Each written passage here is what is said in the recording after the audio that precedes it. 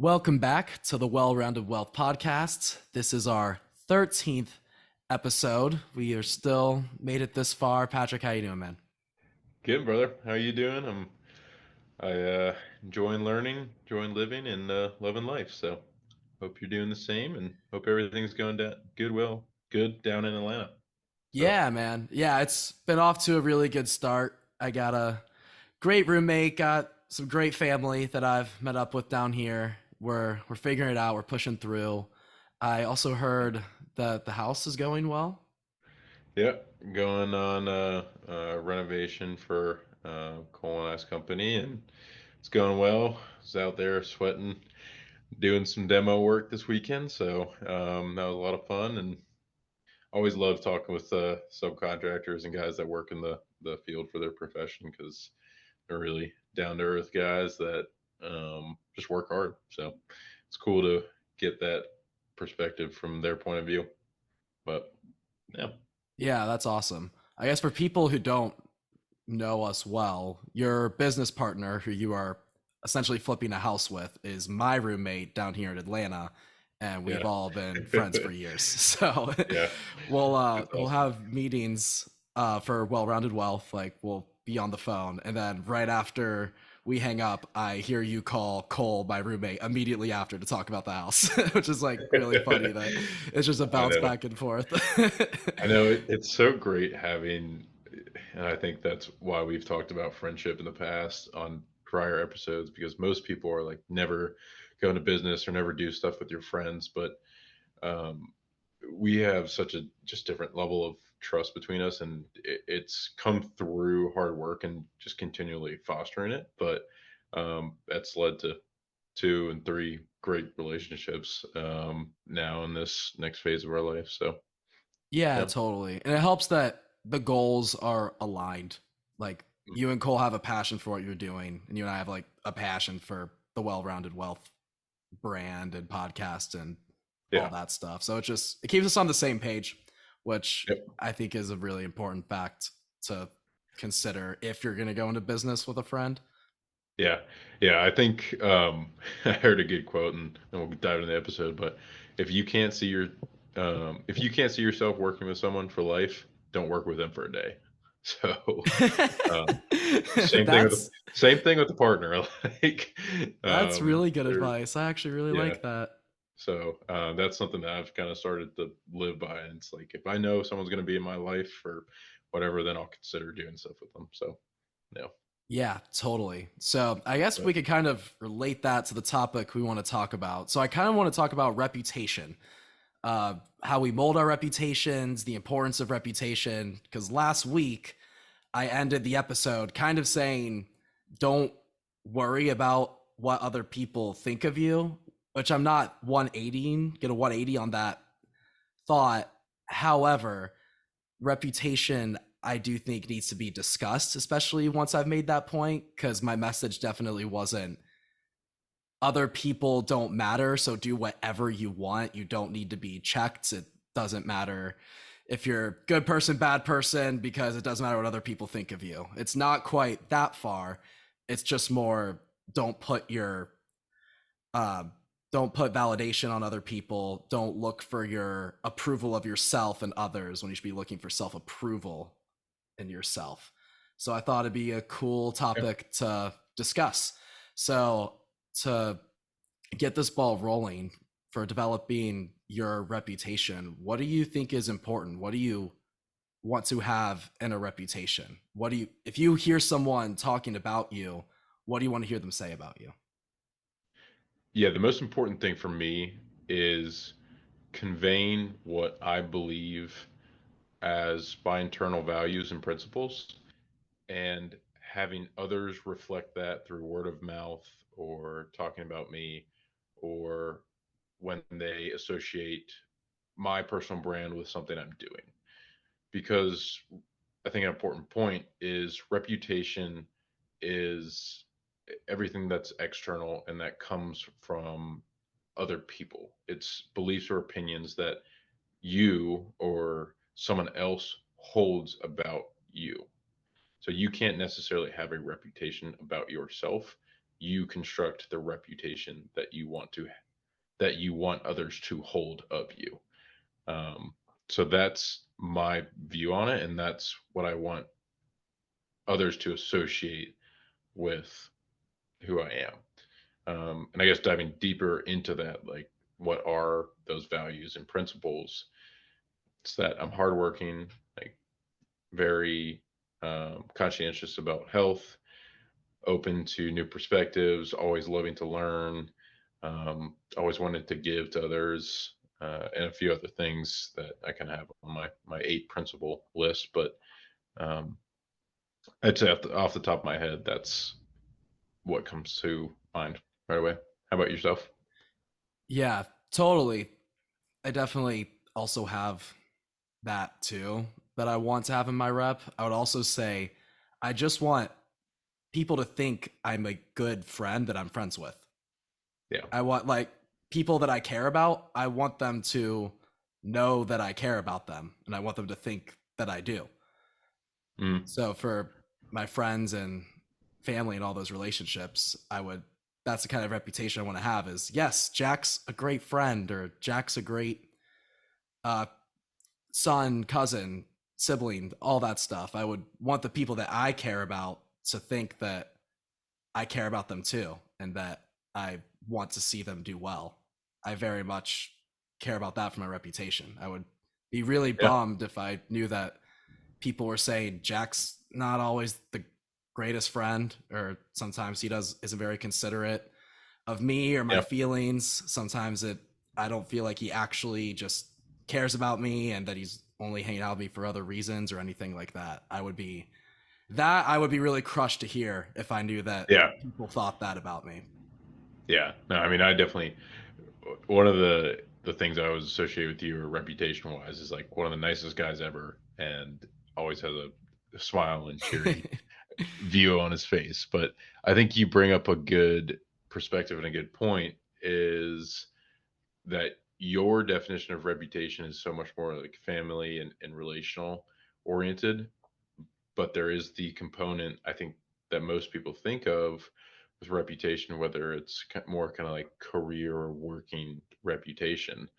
Um, and I think being able to dissociate those two things and just having one reputation, whether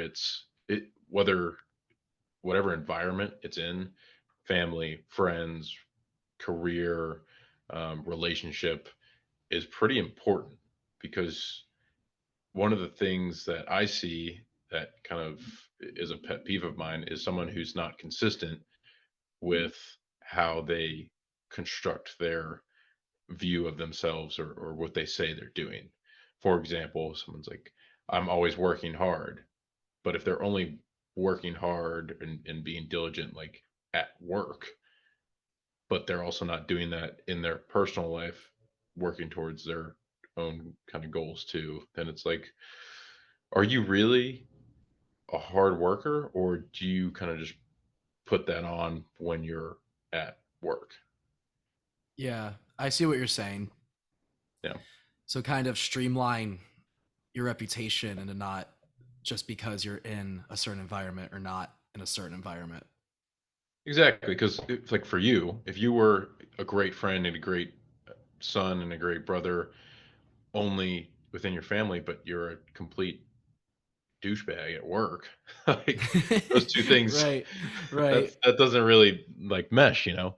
Or like the hard ass boss who's always a hard ass, and then you find out when he goes home he's a super nice, loving dad. I don't think those two things kind of mesh, and I think it also takes a bunch of stress off of you when you are consistent, because then you can be then you're not dealing with this multiple personality kind of disorder or construct where you're just being you.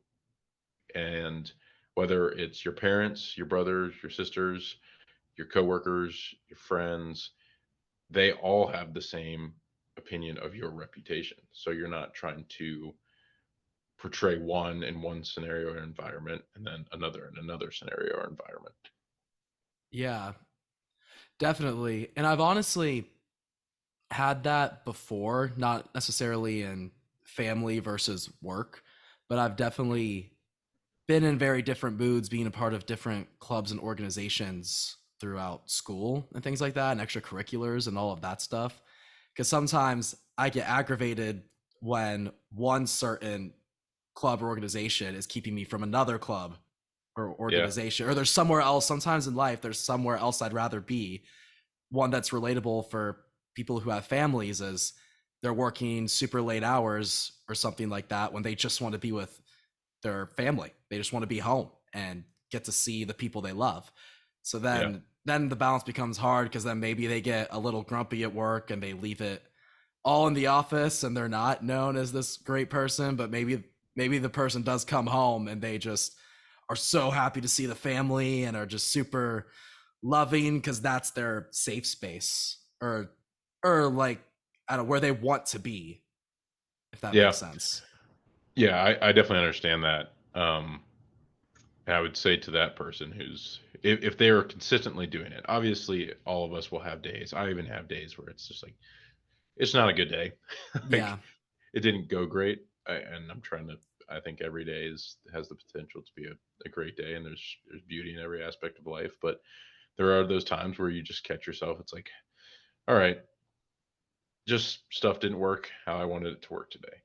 But I would say to the person who's consistently has that, today's not today is not a good day. Like I don't like going to work. Maybe you're in the wrong spot. Like, Yeah, that's a or really maybe good point. or maybe you're scheduling your day incorrectly. And I think in our older generations, of like my parents' generations or before that, what they knew was you just work through those days, or like you work through a crappy situation in order to provide or have a different ability. And again, that's a different social construct from where we are today.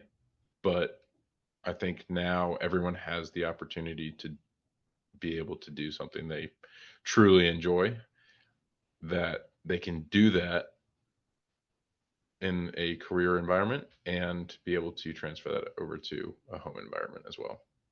Yeah, definitely. I did not expect us to go full well-rounded wealth with the topic. We're already Yeah. there. uh, But but to yeah, I go guess, back, oh, go ahead. yeah, I was going to ask you about how reputation and impressions, kind of like, you never get the a second chance to make a first impression. How do you think those two things relate? Yeah, I would say on that, first impressions, I think are almost a little unfair or maybe an improper way to judge someone off the bat. Because one, if someone for the first time, maybe they're nervous, maybe they're just a little awkward at first. Because do you know how many people I've met? Honestly, some of my favorite people who I did not get the best first impression from, but then just either being with them due to vicinity or whatever it is, you start to see like, oh yeah, like they have their quirks and things like that I didn't like at first, but wow, they're a really kind person or they're working really hard. I've gotten that plenty of times. So I don't Yeah. always just want to leave something to the first impression because I do think there's a lot more to people. And to really know if you have a true friend or partner, I actually think you do need to give it time. And Oh just yeah. one impression can't define you. But they are Yeah. important and you almost need to in a way train yourself. This is where that reputation thing is. If you want to have a good reputation, make sure you do leave good first impressions and Yeah. don't try not to say anything stupid or do your research and learn how to read a room. Don't make any comments that are condescending towards people even if it's kind of not intentional. I've seen that plenty of times where people will be in a group circle and someone will say something and it'll just rub people the wrong way and you could tell that they didn't mean for it to sound like that but it did and that's their first Yep. impression and then it it's just comes off wrong. It's like, oh, who's this guy? Like yeah, something like that. yeah, Yeah. yeah, exactly. I Who invited this? Who invited Jack? um, no, totally. Like you've had that too, right? I feel like people have oh, had that 100%. too, where they're just in a group setting as kind of new people, and someone will say something that'll just kind of make you double take or just be like, "What did that person just say? What?" Yeah. Or like it's Yeah. yeah, rude, No. or like and you could tell that they didn't mean to be rude, but it still came out rude. Yeah, and I feel bad. I always do because I'm like, oh, that person just sounded so bad, and they weren't You trying get the secondhand to. embarrassment. Yeah, yeah, exactly, exactly. Yikes. Um, but yeah, I think reputation, and we've talked about this before in terms of expanding actually, we talked about it last episode in terms of expanding your time horizon on certain things. And I think that applies to people too. You you cannot know someone unless you've seen every side of them, especially like partners or best friends. Because I've seen you and some of our other best friends at their best and at their worst, and that's when you truly get to know like what are those values and principles when someone is not in a good state.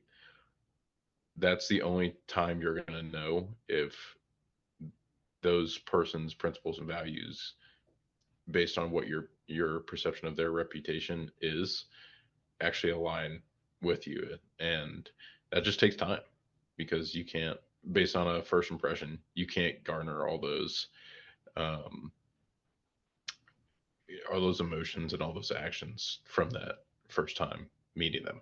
So Yeah, and for seeing people at their worst, do you think that's when true colors finally come out? Because I've heard a lot of people say that. you know that's interesting. I think I've been doing a lot of reflection on that too, because no one is obviously going to put themselves in a state where they're at their worst. So Right. I think you can practice it. And I don't think that your that moment of your being at your worst is the true reflection of yourself. I think it's your biological reflection of yourself based on how you grew up or what circumstances you grew up. You revert to what you haven't trained. It's like for me, I know that I guess going way back, like I kind of was mischievous, or would get angry or upset when things didn't go my way, or to jealous tendencies. And I've done a lot of reflecting on like my personal development, so that I know if I do get in that I'm in this worse situation, I can kind of pull on the things I've trained myself to do to recognize like, hey, don't go down that path. Like maybe change a little bit. So I don't think we can judge people off of it all the time. And I think that there's a way to shift and manipulate what you actually do in your worst moments. Yeah, I agree, and I brought it up because I didn't agree with it. I don't think you at your worst are your true colors. You at your worst is you at your weakest, in my opinion. Yeah. If when you're at your worst, you're at your weakest point, and that doesn't even mean most vulnerable, in my opinion. Weakness means to me when you're at your worst and you're behaving terribly. That's because you are not facing whatever issues are actually happening head on, and you're probably taking it out on other people and things like that. And that's, in my opinion, weakness instead of facing your own shit. It's usually people putting blame on other people or other things, and in some extreme scenarios acting on that towards other people, which is which is just shitty in general. That's really bad. But Yeah. I think you can get stronger. That's why it's called weakness and strength. You and strength is something you can build. Yeah. So while it's a side that's pretty ugly for people at their worst, I don't know if it's necessarily true colors. Depends on who you are. If you're always like that, but you're always trying to put on a show, then I guess that's one thing. Then maybe people's true colors are actually kind of nasty. I feel like that some people What do you are like mean? that. What do you mean put on a show? I would say put in a show, for example, like their reputation is bullshit. They're Oh, not like they're not actually kind, yet they've developed a kind rep, if that makes sense. You know what I I mean? I know exactly. So I got a story about this, and Yeah. I guess for me, since I'm so much involved in the business world, it's like it's someone who comes in and is like, I know how to do this, this, this. I've worked here. Like everyone loved me at these jobs. But then you actually start working with them a month, 2 months, 3 months later. You're like, that didn't come up in the in the interview, or like didn't see that one coming, and they just completely shift to, and I guess it's to get from point A to point B quicker. Like someone Right. wants to get hired faster, or and I mean that's a strategy that like you're gonna run into that. But man, I think nowadays that's getting a lot easier to read because there's so many options out there that if someone's coming at you with a load of bullshit, you're gonna kind of sniff it out. So Yeah. I mean, it's girls call it being fake, right? Like yeah, that's kind of the girls' term for it. Like, oh my god, she's so fake. Like yeah, she's super nice to me to my face, but then she shits on me behind my back, kind of yeah, thing. Like that. I think that's everywhere. No matter like oh who yeah, you are, I have seen people like that all at some point in my life, all plenty of times. Almost every circle, there's at least someone like that, and it definitely yeah, takes some trial and error to figure out who those people are. And I think I've started to do a pretty good job. Just haven't come across those kind of people who basically they just don't walk their walk. They just talk the talk. Like yeah, that's a term I've heard like an older generations use. But that's yep, essentially what it is, right? They can talk all day about all the great things they've done or the great person that they are or how good of a friend they are. And like, I don't know, if you have to say that you're such a good friend to somebody, do you feel the need to say that? That like, I don't think you can't be that good of a friend. I I don't like ever walk I around. swear I'm a good friend. Yeah, yeah, I swear. exactly. I don't ever walk around and just meet people just be like, yeah, I'm a really great friend. My friends love me. Like, I'm such a good friend to people. Like, that's such a weird thing to say. And I'm starting to hear people, not exactly that, like, I'm a great friend, but I've heard people say that and like say different versions of that. Like, I'm really good at this or I'm great at that. And it's Yeah. usually if they feel the need to say it, then they're probably insecure about it, you know? Um, yeah, and I think that brings us to another kind of what we were talking about before we started the episode, but um, reading a room. I think this is really interesting Yeah. uh, because when you walk into a room in certain scenarios or certain whatever, it's a venue, it's a career, it's a I don't know, a family gathering or something like that. The chances are you're not every scenario you walk into is not going to be your mesh of people. So how do you approach that, or what's your take on this? I would say there's such a science behind reading the room, and part of it is just innate, depending on who you are. Some people are just bad at reading rooms, you know? I've I've met plenty of people in my life that just don't read a room that well or say wrong things at the wrong time and they're just misinterpreting the vibe of the situation.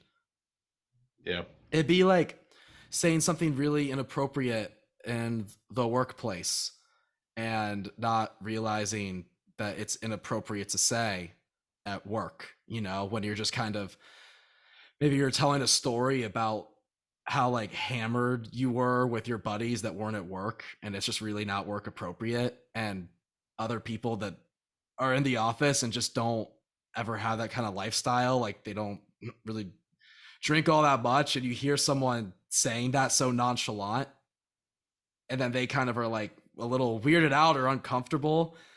And people don't always realize that they're doing that to people because they're just kind Yeah. of in their own little worlds and not understanding that they're kind of crossing these imaginary social barriers lines that are going on, and they're always everywhere, but you just, I mean, they're invisible, they're not real, but they Yeah. are everywhere.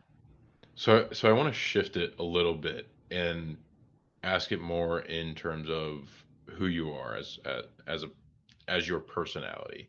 Okay. It doesn't necessarily have to be work, but you walk into a birthday party or a gathering of some sort, and it's not necessarily the normal people you would hang out with. Do you be do you shift kind of who you are to read the room or to fit the room, or do you be your authentic self? Because one of my principles and like virtues that I was trying to live by is always be authentic. Um, and I think that has started to serve me well because I don't have to strain with Can we trying to. I'm Yeah. so sorry, can we pause a sec? The restaurant's calling me, I need to answer Yeah. this. Yeah. Good. Hello. Oh. That's great news. All right, I'm gonna be a waiter. I took a picture of us like when Jack gets the job offer mid recording. That's awesome. Oh, that's so funny. Should I post that on the Well Run and Well story? Sure, sure. I don't mind that. That's awesome. It's really That's fun. perfect. I'll cut it out just because I don't have her consent to put it on the podcast. But Yeah. well, we could maybe like include this part or something. But yeah, if Woo! there was a weird edit, I just got a call and I just got hired to be a waiter. And so good news. That's very fun. That was perfect timing. That was awesome. That was too funny. Okay, so what were we Like, talking about before I got the call? yeah, so being authentic is one of my personal like 8 principles/virtues. And I always used to be the person I've talked about on previous episodes that I always was worried about what other people thought. But having this kind of reminder in the back of my head, like always be myself, always be authentic, has taken so much stress and relief. And I've made so many more deep connections with other people. And just being who I am instead of trying to read the room and adjust my personality to that room. Because I think when your reputation comes across, you always want it to, like we were saying earlier, be consistent. So you don't want to appear one way to one group and another way to another group. You just want to be known as who you are because then you don't have to try and shift like, oh, I want to be a, like, I don't know, I want to be a more party goer to this group, or a little less social to this group, or a little more athlete to this group, or a little um, more free going for this group. I think just being yourself has provided so many more merits to me, but I want to get your impression on it too. Yeah, I I have a very specific story of meeting a brand new group of people. And I decided to go into this meeting, and it wasn't with the goal of being liked, but it was with the goal of getting to know people, and with the goal of not for them to like me, but to get to know them and be genuine and see if I like them, which I think Yep. is a really important mindset that I've learned to get, because there's plenty of times that I'll walk into a room, I'm like, oh my God, I hope they like me. You know, freshman year of college when I'm auditioning for all these a cappella groups that in my head at the time are so much older and talented and so cool. I'm going in there like, oh my God, I hope they like me. But Yep. honestly, the attitude that I should have had, and fortunately enough, a cappella worked out, and I did find people that I actually liked and went for them. But my attitude Yep. should have been, do I like these people? do these people seem like nice human beings who I will want to spend the next 4 years of my college experience with, Yep. instead of being more concerned about what they think of me, because it's your experience, it's your life. Even for Yep. jobs, I think when I was, I feel comfortable sharing a little bit now, but when I was talking to State Farm and for my interviews, I didn't get through the final round, but I decided to shift my attitude when I was talking to them, being like, okay, is this a place where I want to be? Do these Yep. people seem like the kind of people I would want to work with every day? And that doesn't mean Yep. walk in cocky as hell and arrogant, thinking you're better than everyone else. But it just means it kind of is just a helpful mindset that I've gotten that takes the pressure off a little bit. You're not going Yep. in thinking like these people need to accept me or these people need to like me. Then it becomes, wait, no, this is seeing if it's a match, Yep. and this also goes into going on dates and things like that. If you're going in to a date or meeting this girl and you're just hoping to god this girl likes you and thinks you're good enough, one, it's probably not going to work out, and two, you're not doing yourself a service, because maybe if you're spending so Yeah. much time hoping she likes you, you're not even looking at her really, because then you're trying to just say and do things that you think she'll want to hear. Yeah. When So then, even if that does work, even if that does happen, all of a sudden you were not your genuine self or your authentic self when y'all met, and now it's not clicking anymore, and then you're eventually going to realize there are things you don't like about that person. You know what I mean? And it's too far down the road. Yep. Yeah, Exactly. exactly. So you're almost sacrificing your reputation just for other people to like you. This is exactly the point that I was trying to get on doing talk about reputation versus what we talked about last week, cuz it is important.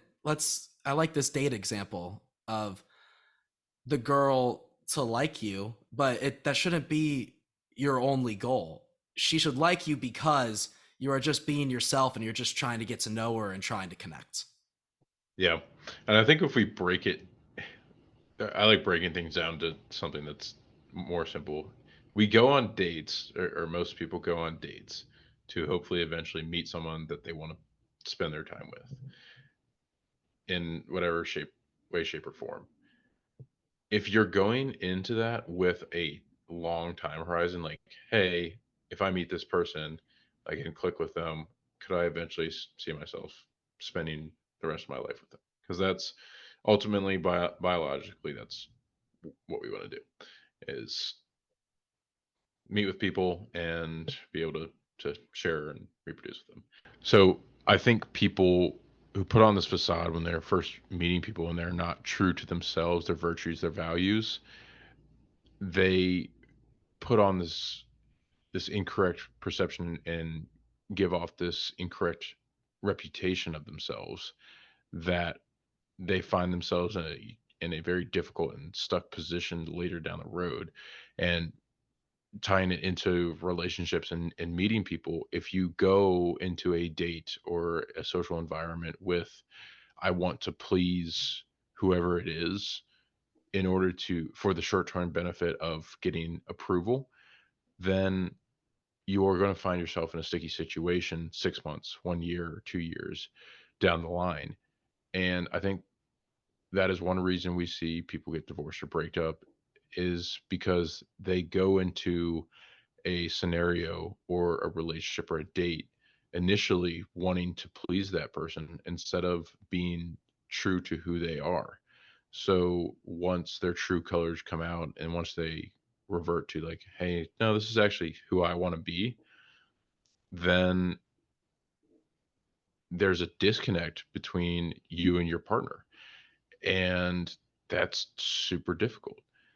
That's super difficult to overcome because now you have a time cost that you've already invested in. So if you've been dating someone or if you've been married to someone for several years, you're like, ah, what the hell do I do?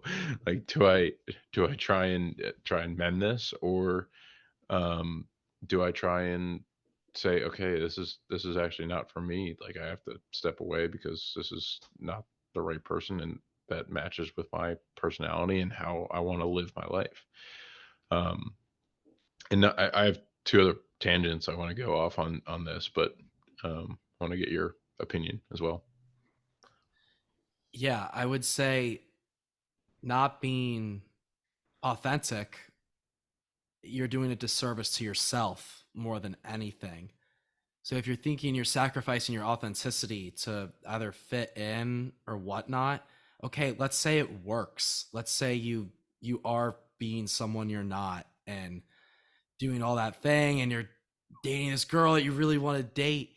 Well, now she doesn't know you. And that's the most important part of any of that. Or Yeah. and your friends, if you get into a wrong friend group by being someone you're not, then guess what? You're just in the wrong friend group, and that sucks for you. Yeah. You know what I Yeah. mean? It's like that's that sucks, and that's a disservice to you. You're screwing over yourself when you're doing that. Yep. That Exactly. doesn't mean that doesn't mean there aren't ways. Sorry, just like devil's advocate. That doesn't mean that you can't do things to be come across as a more likable person. And that's not a bad thing to practice things like that, but it's more acting in a way that you just don't agree with. That you're like, that's not me. But like, for example, if you're not that funny of a person, you actually can study why things are funny a little bit. Like if you just don't have that natural wit and get funnier. That doesn't mean like look up jokes on the internet, but that means look up how to tell a good story or like yeah. look up like shock value humor and more of that rather than just like jokes themselves and actually just like natural things like that, then yeah, you can be a funnier person, more entertaining person, more exciting person to be around. That's not sacrificing who you are. That's not being inauthentic, because those are just skills and traits. So if you get good at that, Yeah. you get good at that, and those do help you just attract more people, and that's friends, relationships, and whatnot. So, Yeah. like I said, that's the hard thing. There's a balance, in my opinion. It's like Yeah. yes, be your authentic self, but I also don't think that there aren't ways or strategies to be a more charismatic person. Yeah, and I think when we touch on the point of well-rounded wealth, it drives home with your reputation and your authenticity. It is who who do you want to be seen as by other people that are consistent with your values and your principles now and 50 years in the future. Because to your point, there is a skill if you go into a certain a scenario where you have to kind of pitch yourself that you can adopt being funny or being whatever. But that does not mean you be funny at the expense of your values. And to your point too, like like if you are not yourself, if you are not being authentic, that is hurting you. And I told this story in the deep dive, like in my freshman and sophomore years of high school, I I was with a group of people that just we didn't click. I was around them all the time, but they weren't necessarily like my people because I didn't share the same values and the same interests and all that kind of stuff. And that set me back 2 years in my younger years of life. And I think that also goes to the other point I wanted to touch on, or one of the other points I wanted to touch on was with, I think that's why it is important to date when you're younger, is because you have to figure out what where you want to be value wise and authenticity wise in a relationship and see if that kind of construct of that relationship can persist into the future as well. Otherwise, you're just going to be doing yourself a disservice by not informing yourself and not learning more about yourself and what you want in a partner. Yeah, I need to take that advice because I've done dates and I've definitely seen people like seen girls like have a thing, all the terms that our generation uses nowadays. But I definitely would never say I never officially called any of those people like my girlfriend or like like we never like titled anything. of any of my Yeah. like, I consider them like relationships, but I would never refer to any girl I've seen in the past like as an ex-girlfriend. And Yeah. but to your point, I do want to date more and start more relationships. Also, like to figure out to one to learn more about myself because I think that's important and figure out what I want even more. And by that, like having that experience. The only like downside to that is that I feel almost weird just dating around a ton at this point Yeah. just to play catch up, if that makes sense. And I don't think that's What's what your you take on that? Yeah. I don't think that's what you should do. Whenever you go into a relationship, and this is me now, um, the phase of life I'm in, I don't look I'm not looking for someone to be with them to just learn. Like if I'm going to be with someone, I want to be with them because I see a future with them. It's not that I'm just being with them. So like, hey, this is a social experiment. I got to learn what I want, but Right, right. Yeah, like exactly. a few That months feels down the weird to line. me. That feels weird to me. It's like it's like you're just going on these dates just to It's just just like be a social experiment to see what you like. It's like that almost in a way feels a Mhm. little shitty to me. Like, no, it and actually it is.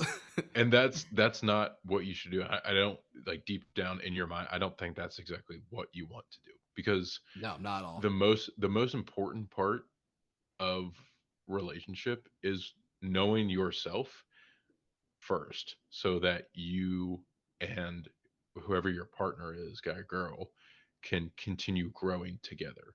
If you don't know yourself, to think of it like this. I told a friend this recently. If you don't know all yourself, and I'm using the analogy of a ship, then you have holes in your ship. So why would you try and pick someone else up along that ship while you have holes? So now you and your partner are both trying to patch these holes of a sinking ship. That ship is still just going to sink. It just might take longer because you have two people working on it now. Right, But right. you want to be able to have a fully functioning ship, try and connect with someone else who has a fully functioning ship and build a freaking fleet.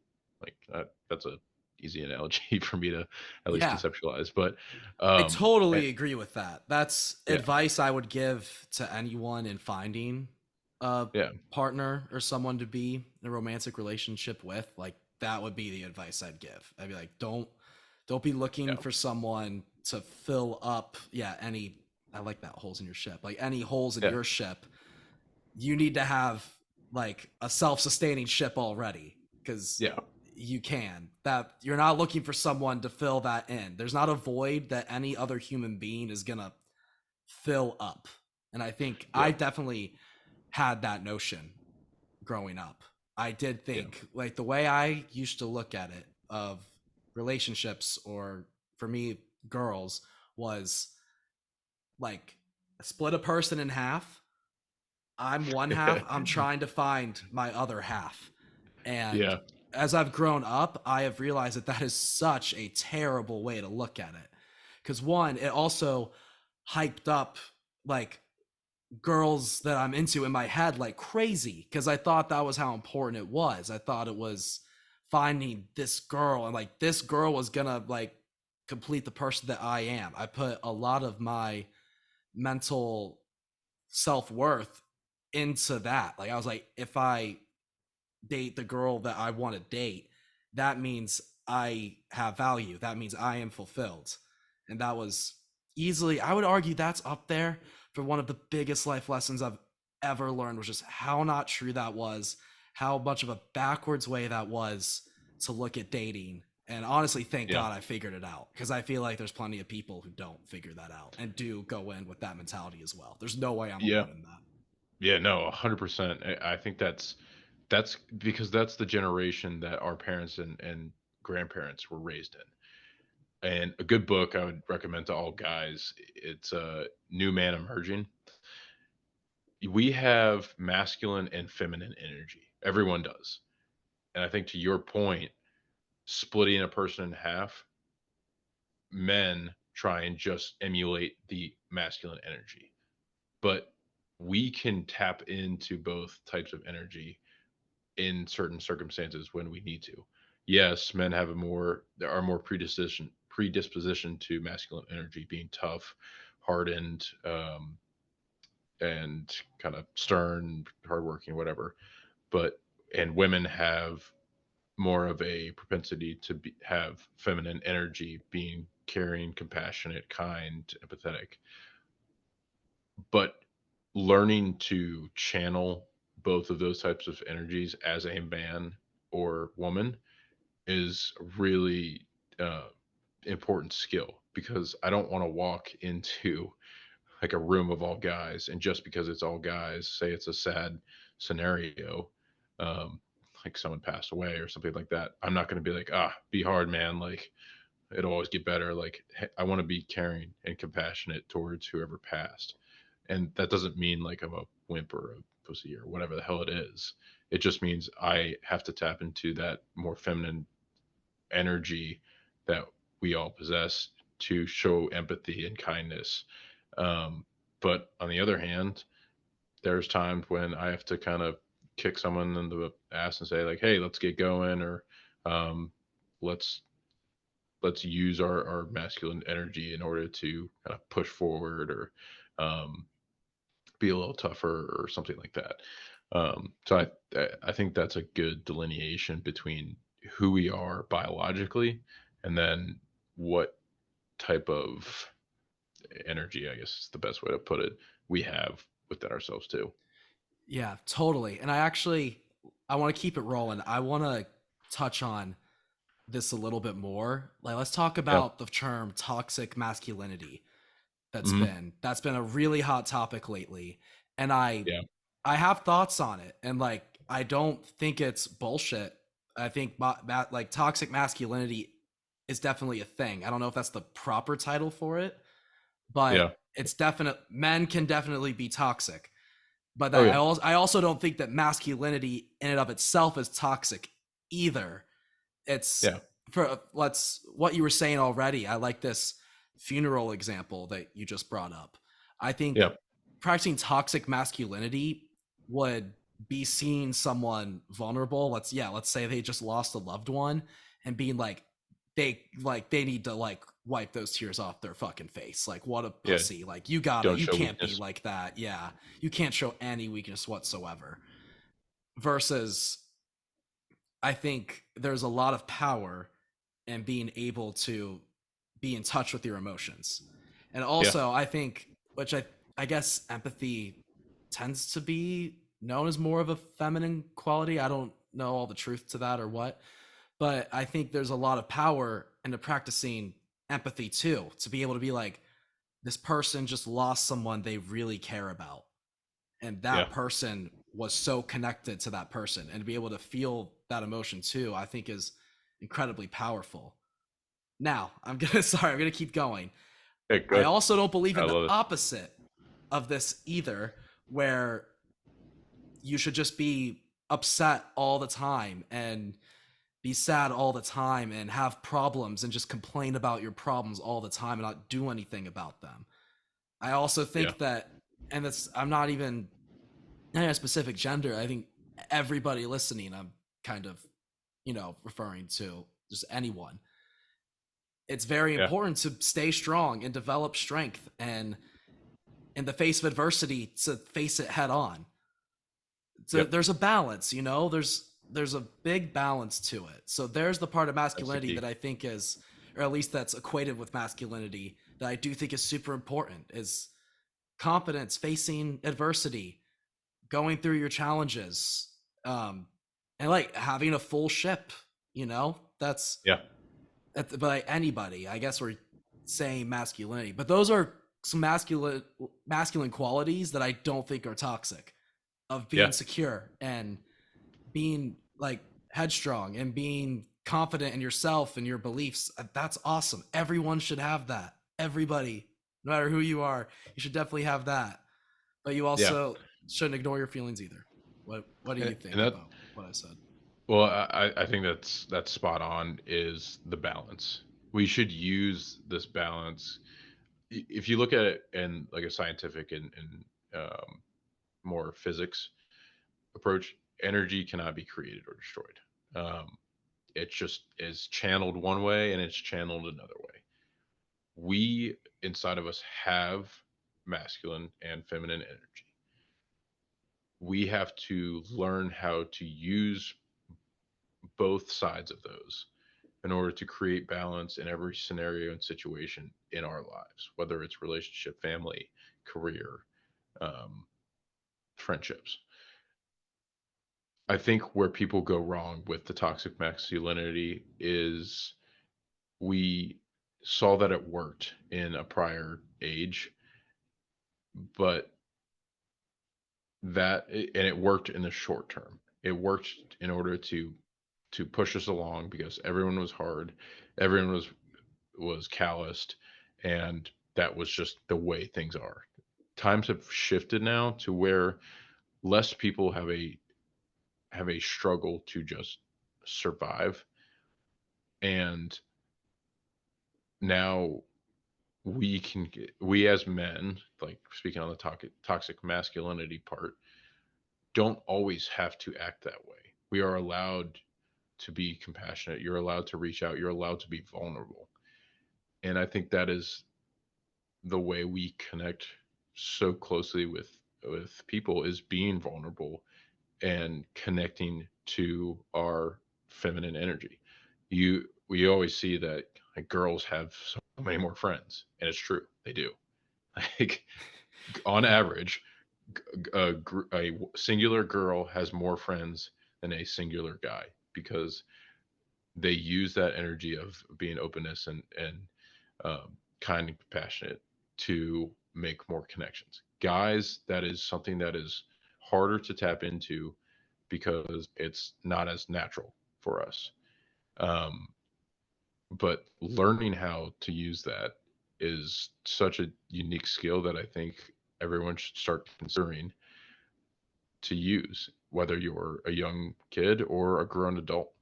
Um, and one more point I'll make on this. So I volunteer with a group, Let Me Run. You know, because I grew up in Charlotte, Yep. and I've run with yeah, Let Me Run. yep. So it's like their mantra is "Let me be me, let me reach out, and then let me run."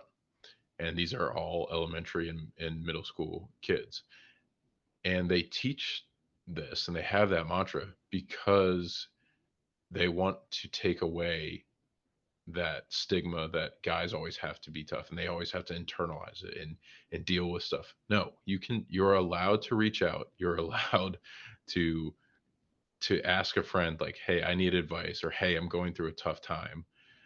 You don't always have to internalize everything. You don't always have to be headstrong about this stuff. Tap into that feminine energy and be able to open up, be able to ask for advice, be able to be compassionate and um, be vulnerable.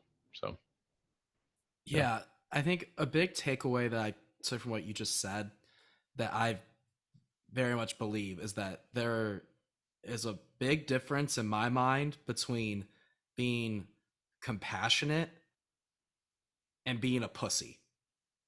Yeah. And I feel like a lot of people put those together. And it was pretty blunt, Yeah. but you know, the guys that are compassionate and guys that are caring and the willingness to be vulnerable, like that's not equated to that in my opinion at all. Maybe it No. depends a little bit on context, but I could not disagree with that more overall. Like no Yeah. way. Like I as I've gotten older, like I feel like I've done a good job with myself getting in touch with my emotions more. Like movies, I like saddest movies in the world. I never cried to movies.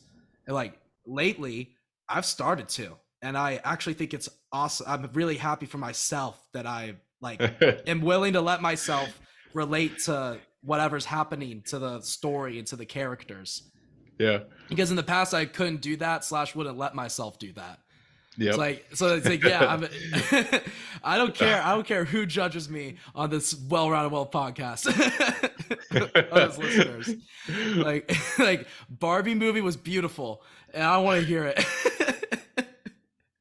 I still need to watch that. That's dude, awesome. dude, oh my god, I was literally like in tears. I was like crying. Like I had some tears like just dripping down my face. I was like, this is beautiful, but I loved that so much. Like afterwards, like after the experience, I was like, wow, I really connected with that movie, and I really like just got in touch with the human connection because like that's how much what it was, and like what Yeah. it means to like live every day, and it was just so beautiful, and I loved it, and it just ignites so much passion. It's like I Yep. think that's so powerful. I don't think Yep. I'm at all weak for that of No. willing to just like let not internalize everything and just let the emotion of what it means to be human just take over a little bit.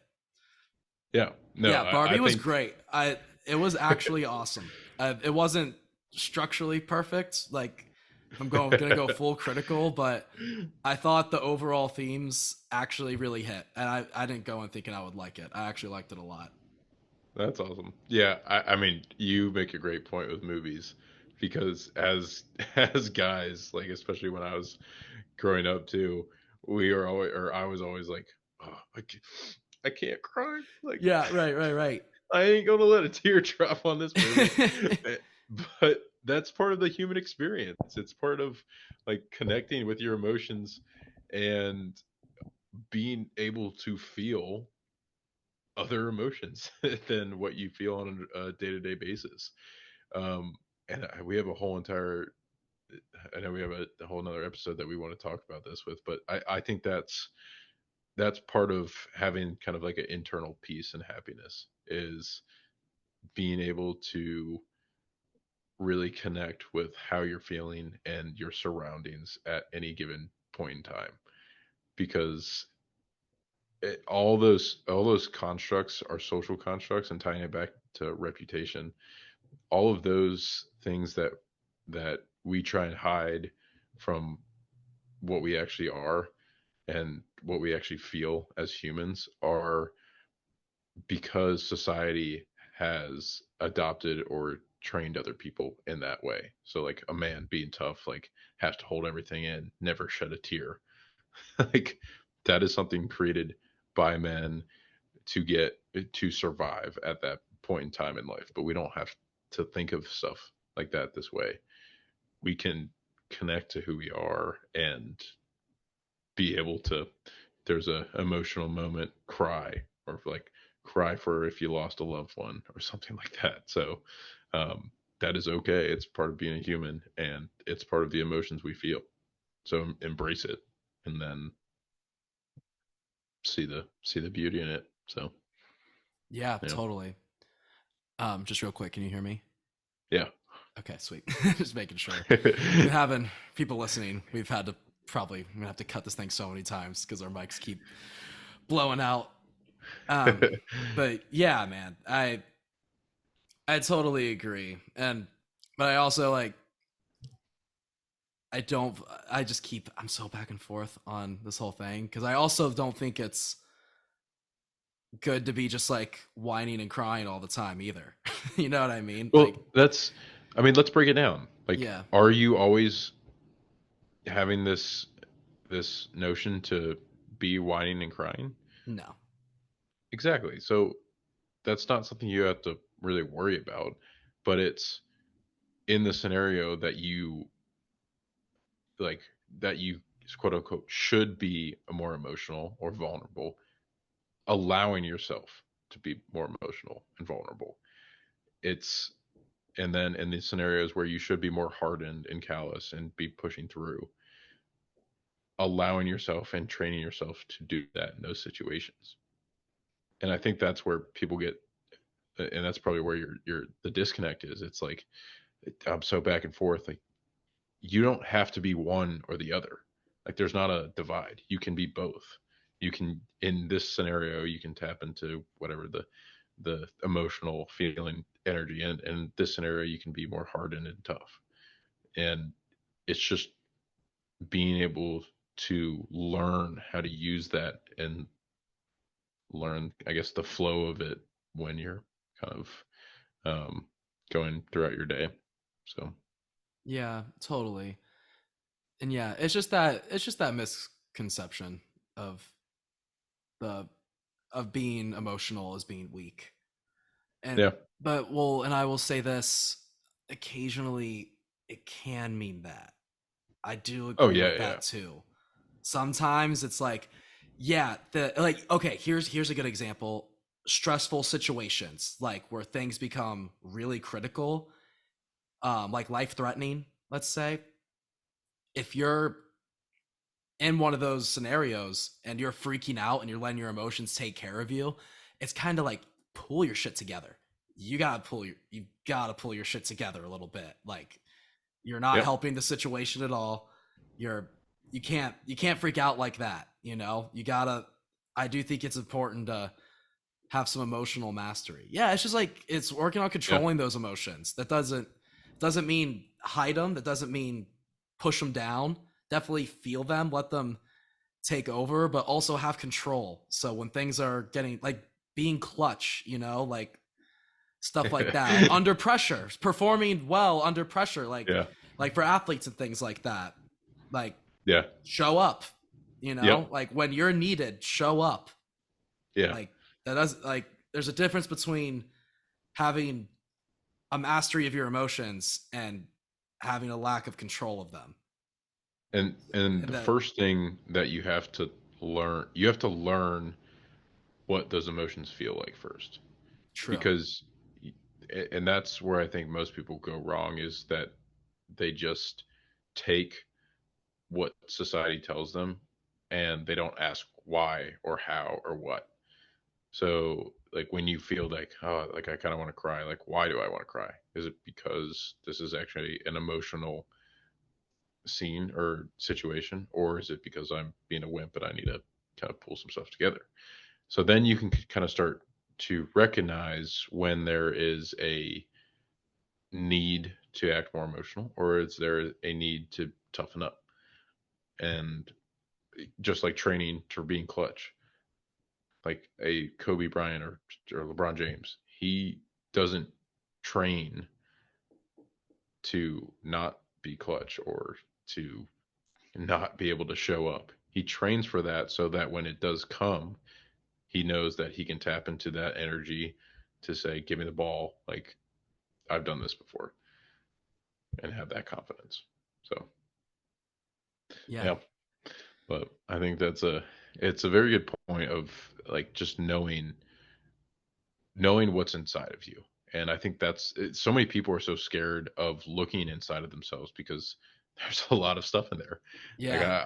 I mean, it took me probably 20 years at least, and I guess I don't know, 15, 10, 15 conscious years to start looking inside and so-called facing your demons on like what do these feelings and what do these actions actually mean?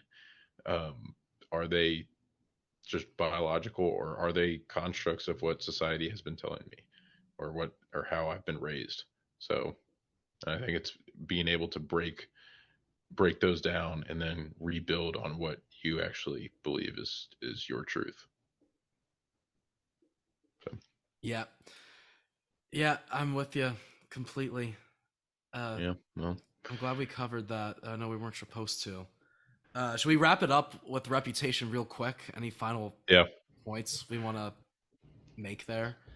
yeah. I think we do that, and I think connecting all this back to reputation, like it is it is knowing yourself with the relationships we talked about and the reputation. It's knowing yourself so that you can always act as yourself so that when people form the opinions and belief of you, they're consistent with who you want to be and and what your values and principles are.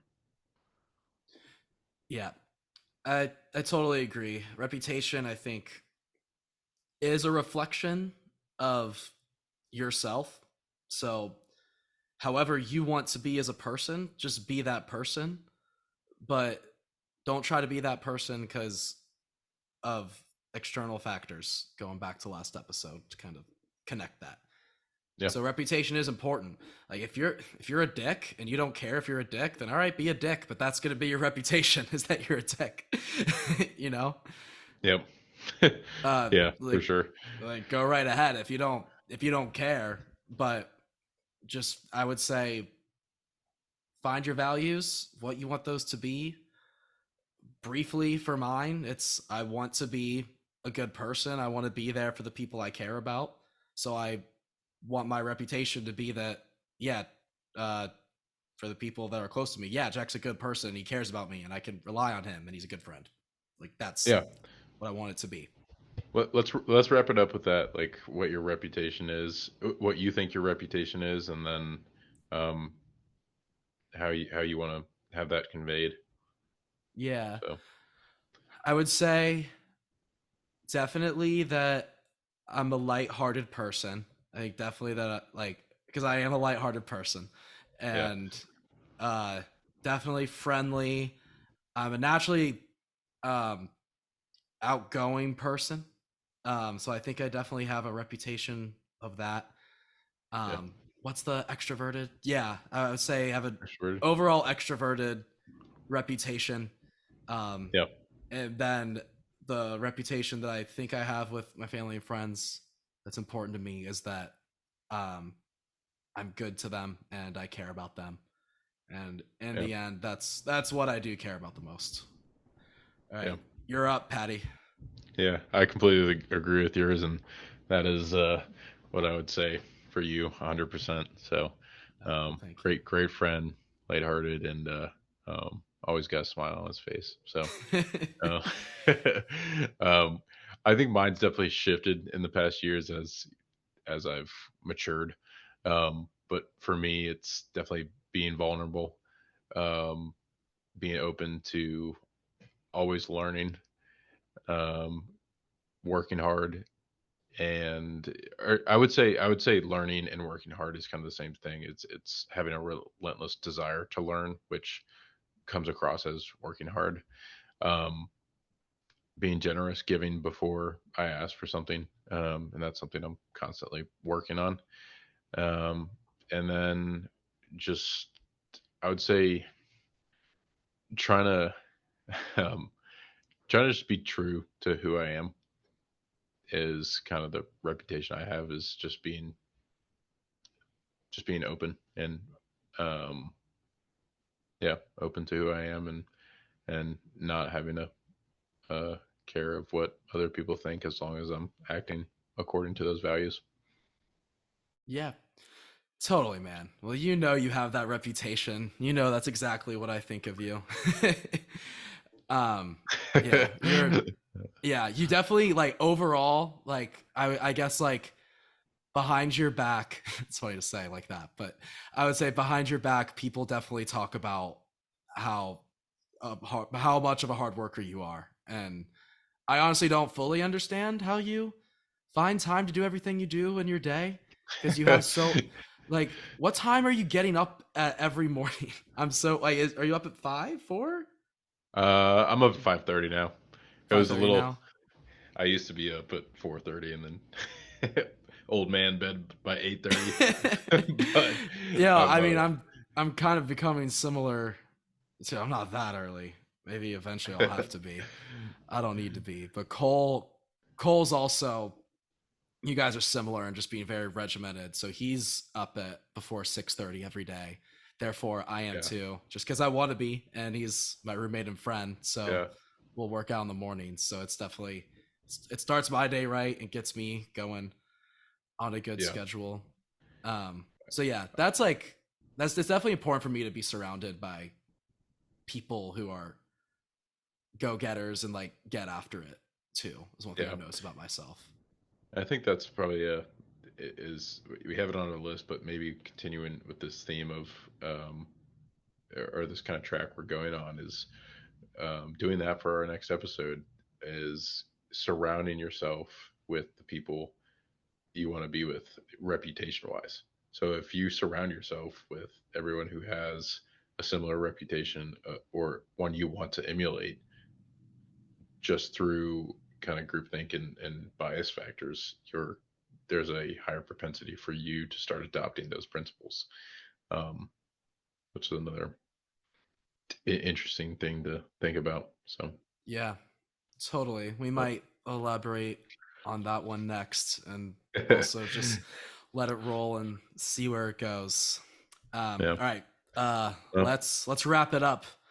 Um, well, guys, we appreciate you listening again, and I hope you guys can always stick to you who you want to be as and what you want others to believe your reputation is by being true to yourself. So we are now out on pretty much every single social platform, Instagram, Twitter or X, um, TikTok.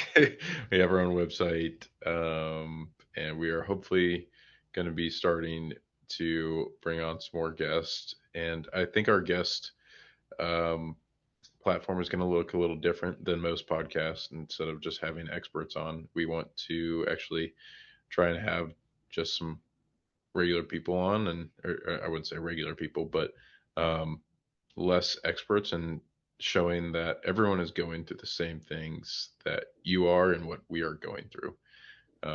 So be attuned to that. And if you ever want to come on or have any opinions, feel free to reach out on any of those platforms. So as always, we appreciate you guys listening, and see you guys on the next one. yep. Thanks so much, everyone.